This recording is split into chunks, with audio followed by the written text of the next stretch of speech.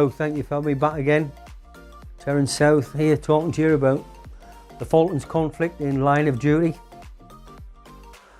So, we're off the Falklands, we go into San Carlos water, the back door opens, we're out on a landing craft and we're on the beach, unopposed, miles away from where the Argentinians had settled themselves down. So we're off and we set ourselves up in San Carlos water. And there it is, 2 or 3 large ships in the water. We're on the land, all done overnight. You don't know who's where, there's so much going on. You want to shoot, but you don't know where to shoot. It's a real strange experience. You want to start the fight, but where are they? Real disturbing sort of feelings. So anyway, we're in San Carlos water, dawn breaks, and everybody stood to, ready. What's happening? So we're there, we're ready, and then within a few hours the Argentinians know we're there. And the place becomes known as Bomb Alley, because San Carlos water is a long strait, and the Argentinians used to come in low, drop their bombs, and away they went.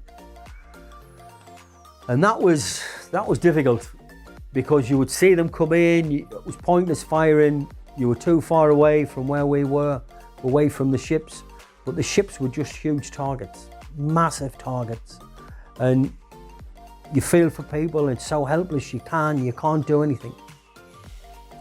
And so anyway, we're going about our daily routine and trying to start to work and plan the route forward. You're part of the administration team saying where things are going, what's going on, how the communications are going to go, what you can do, what you can't do. It's not easy because every day it changes. And all the guys that you do know, you're now starting to go, right, I'm listening.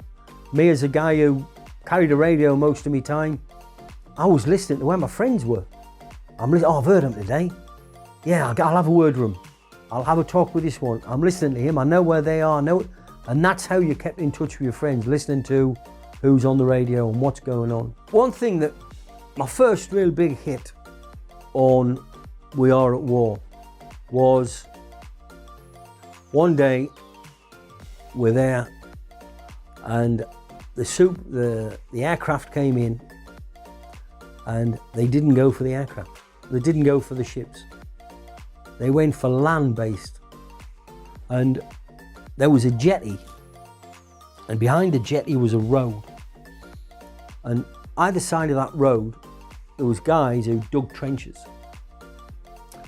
And one thing you've got to learn about in war is that you should never sit next to a road, like a piece of access, because a pilot can pick it out and run up it. It's a known point, whereas if you're somewhere fairly abstract, they less chance of finding you in their second pass.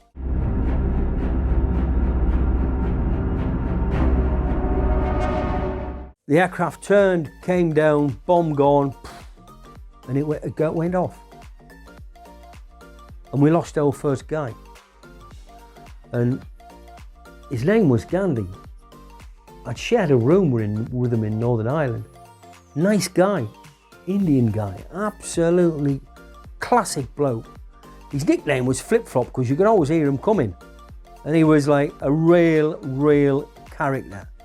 And so, even though he was a private, he was a character. Everybody knew him. And so, that does have a huge effect on everybody. It's like you lose this guy and mentally it starts to get you because he's a good guy. Did nothing wrong. He was just in the wrong place at the wrong time. That was it. And that's war. Sometimes you're in the wrong place at the wrong time. But myself, working directly with the commanding officer, I didn't realise this, but that all happened. And then it falls to the commanding officer to write a letter to his family. And so we're lying down. Can it be a tent sheet above it? Not a proper tent, just a tarpaulin like above the two of us that we slept under. And this command officer who knows this guy and knows him really well, because we in the Commando Engineer Squadron in 5-9 Independent Commando Squadron were a tight group of blokes. Everybody knew everybody. We were about 150, 160 guys. All the new guys were brought in and integrated. And we had to sit down and write a letter about him, about how good he was, what he did with him. And I'm like, wow. But the command officer there, for the first time, it was like, wow, this is his job. Mentally, can you imagine as a commanding officer having to write a letter to say that you've lost your son or you've lost your daughter?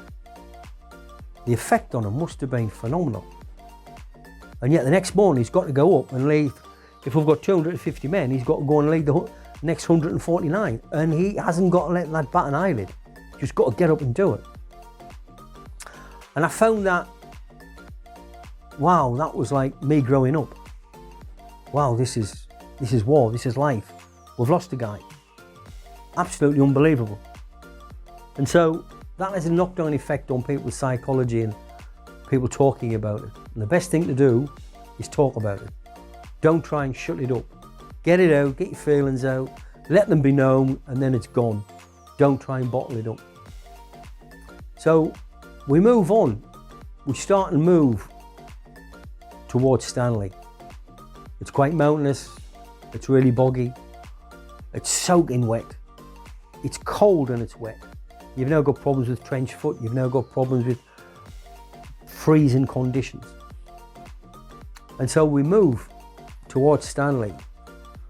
And the next big incident we have is at Goose Green. The parachute regiment are going forward and they have some serious opposition in the Argentinian placements there. And so Colonel H. Jones, at the last minute, which was the only option he had in front of him, because they were being reinforced, word had getting out that paratroopers were going to attack, and they were being reinforced, and H. Jones had no option to say, let's up and go. And that's exactly what he did. He got the whole of the parachute battalion to up and go forward. It was something like out of a World War II battle as people went forward, firing down. And then myself, working with Rod MacDonald, word comes back, we lost a guy.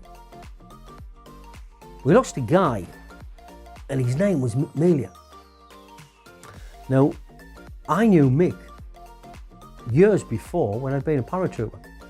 He'd been in the same troop as me, and it was like a quiet guy, very reserved, totally professional, good at what he did. And there he was, gone. Now the thing about this guy was, he had been in his youth a footballer with Manchester United. He played for the Army football team. He played for the regimental football team. He played for the squadron team. He was also a very accomplished swimmer. He'd been on the Commando Forces training team. He was like known by everyone. Mentally, that was our biggest problem.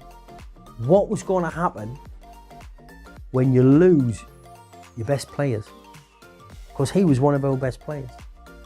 And it's this thing that somebody's got to step up to the plate. People have become hardened and people step up.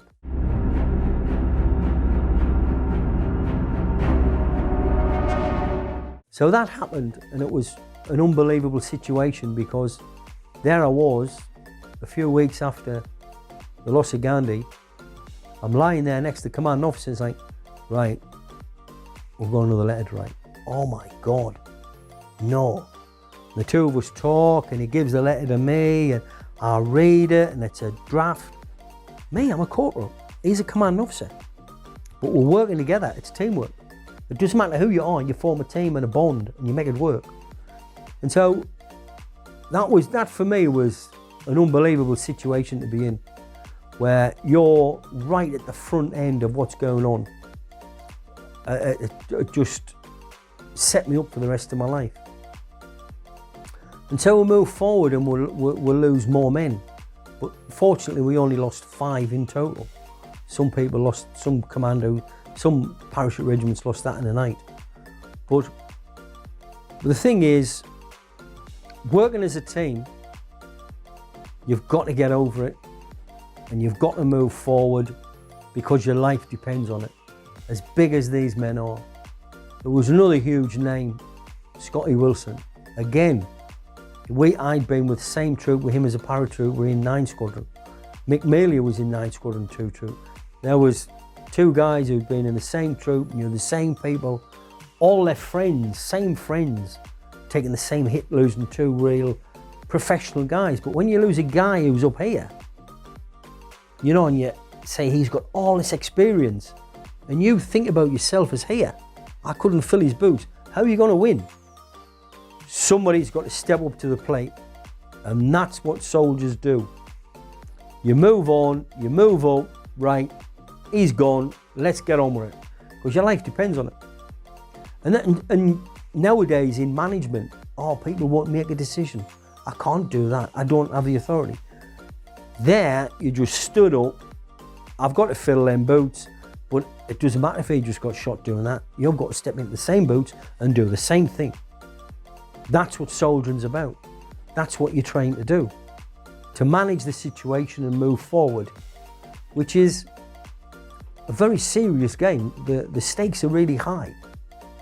So we'll move forward, and we have bomb disposal engineer lost, Prescott. We have another guy lost called Jones, and he was only a young guy.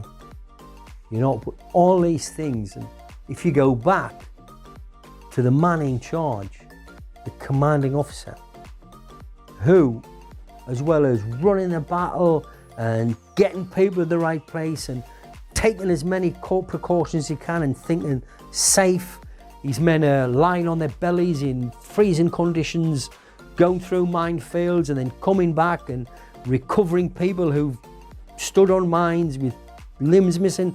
His men are doing this, and he's still got to sign and say, I've got to write a letter to this guy's mother, father, wife.